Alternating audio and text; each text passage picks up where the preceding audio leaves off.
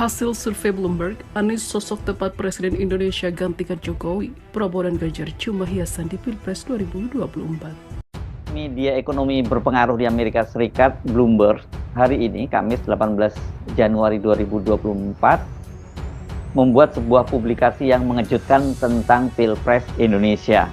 Dari hasil survei terhadap para ekonom dan analis senior, itu Bloomberg mendapatkan satu data bahwa Anies itu meraih nilai tertinggi untuk jadi pengganti Jokowi.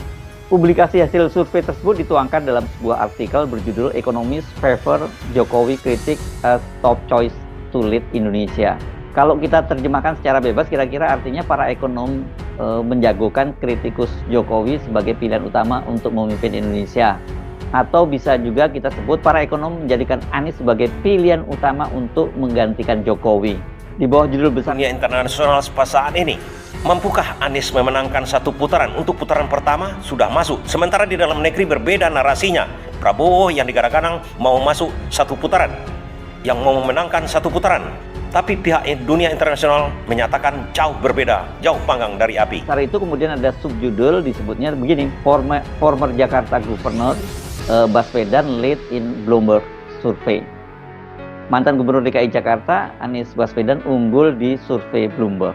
Sementara subjudul berikutnya, nah ini yang sangat menohok, dituliskan begini, respondensi Jokowi dinasti as bane for economy. Artinya ya responden menilai dinasti Jokowi itu sebagai kutukan terhadap perekonomian Indonesia. Dan mati karena ini akan menyangkut ratusan juta masyarakat yang akan mengarahkan pilihannya kepada Anies Baswedan, bukan ke Prabowo Gibran. Adanya kebijaksanaan pemerintah, apa itu nanti? Dan ini sangat dirasakan oleh masyarakat umum, masyarakat yang betul-betul di bawah, di mana yang kita tahu masyarakat bawah ini sangat manut kepada Anies Baswedan, bahkan lebih banyak nanti lagi. Tak akan bisa dibujuk dengan bansos kalau ini diberlakukan oleh pemerintah. Capres nomor urut 1 dan Capres nomor urut 2 bersaing ketat dalam hasil survei terbaru versi LKPI Starpoll. Katanya peluang untuk poinnya sama. Artinya tidak ada perbedaan signifikan mana yang lebih, mana yang lebih tidak. Itu kecuali dengan paslon 03. Itu makanya kesimpulan kami mengarah kepada 2 putaran. Kan gitu loh, dengan peluang terbesar terjadi antara 01 dan 02. Gelombang kenaikan elektabilitas Anies Baswedan tidak bisa didustai lagi oleh badan-badan survei yang lain. Sebagian besar memang masih ada mengatakan Prabowo bakal menang satu putaran.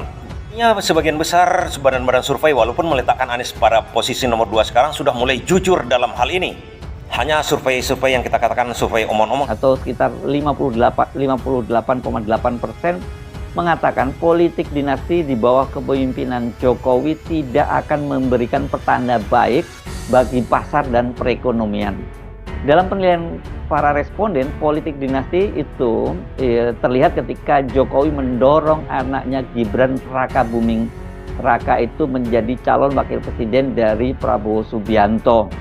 Dan pasangan ini mereka berjanji akan meneruskan semua program ekonomi dari Jokowi, termasuk masalah hilirisasi dan juga pembangunan ibu kota negara baru Nusantara di Kalimantan Timur. Ketika ditanya skor para calon presiden dari 3 orang calon presiden itu, responden Bloomberg memberikan nilai tertinggi yakni kepada Anies itu sebesar 33 poin, kemudian Prabowo di tempat kedua 29 poin, dan Ganjar Pranowo itu terendah dengan 28 poin. Media ekonomi bisnis berbasis di Amerika Serikat Bloomberg mengunggulkan calon presiden nomor urut 1 Anies Baswedan dalam kontestasi Pilpres 2024. Anies dianggap layak sebagai sosok tepat untuk memimpin Indonesia menggantikan Presiden Jokowi saat ini. Tindakan mantan Gubernur DKI Jakarta itu disebut bisa membuat perekonomian Indonesia bakal melaju lebih cepat dari 5%. Hal ini berdasarkan survei Bloomberg yang dilakukan pada awal Januari 2024 dengan melibatkan 17 ekonom dan juga analis senior. Tercatat Anies Baswedan mendapatkan 33 poin, disusul posisi kedua Prabowo Subianto mengumpulkan 29 poin, dan posisi buncit ada Ganjar Pranowo dengan mengoleksi 28 poin. Survei Bloomberg juga merilis bahwa para responden dari kalangan ekonom dan analis senior itu menolak keras politik dinasti yang diisukan dilakukan Presiden Jokowi. Sebanyak 10 dari 17% atau responden 48,8% merasa politik dinasti di bawah kepemimpinan Jokowi tidak akan memberikan pertanda baik bagi pasar dan perekonomian. Politik dinasti ini dimaksudkan ketika Presiden Jokowi dinilai mendorong putranya Gibran Rakabuming maju sebagai cawapres berpasangan dengan calon presiden nomor urut 2 Prabowo Subianto. Selain itu, survei ini juga mengungkap temuan lain. Pertama, pertambangan dan juga logam adalah sektor yang paling menarik bagi para investor untuk menjadi fokus mereka selama tahun pemilu, diikuti oleh infrastruktur dan energi terbarukan. Kedua, para analis mengatakan bahwa kebijakan hilirisasi Indonesia harus dilanjutkan oleh penerus Jokowi, diikuti oleh informasi infrastruktur dan juga transisi energi hijau. Ketiga, sebagian besar responden menyebut ketergantungan yang besar pada batu bara adalah salah satu kebijakan yang seharusnya tidak dilanjutkan. Komisi Pemilihan Umum atau KPU RI telah menetapkan 3 bakal pasangan capres-cawapres, yakni Anies Baswedan Mohaimin Iskandar, Prabowo Subianto Gibran Rakabuming Raka, dan juga Ganjar Pranowo Mahfud MD sebagai peserta Pilpres 2024. Masa kampanye pemilu ditetapkan mulai tanggal 28 November 2023 hingga 10 Februari 2024, sementara pemungutan suara dijadwalkan pada tanggal 14 Februari 2024.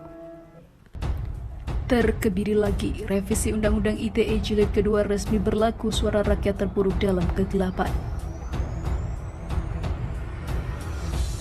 Pada 2 Januari 2024, Presiden Joko Widodo menandatangani revisi Undang-Undang Informasi dan Transaksi Elektronik Jilid 2 menetapkan Undang-Undang Nomor 1 Tahun 2024. Meski diharapkan membawa perubahan positif, revisi ini menuai kontroversi dengan sejumlah pasal yang menciptakan kekhawatiran baru. Undang-Undang ITE Jilid 2 membawa perubahan signifikan pada pasal 27, khususnya yang berkaitan dengan penghinaan dan juga pencemaran nama baik.